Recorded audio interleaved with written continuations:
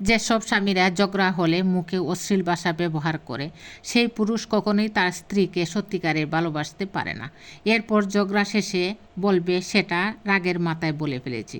ভাই, আমি বলবো, রাগের মাথায় যে পুরুষ তার রাগ কন্ট্রোল করে তার স্ত্রীর সঙ্গে ভদ্রতা রেখে কথা বলতে পারে, সেই পুরুষই হলো আসল পুরুষ এবং ভালো চরিত্রের পুরুষ। সত্যি বলতে, রাগের সময়েই একটা মানুষের আসল পরিচয় পাওয়া যায়, অন্য সময় তো অভিনয়ও হতে পারে।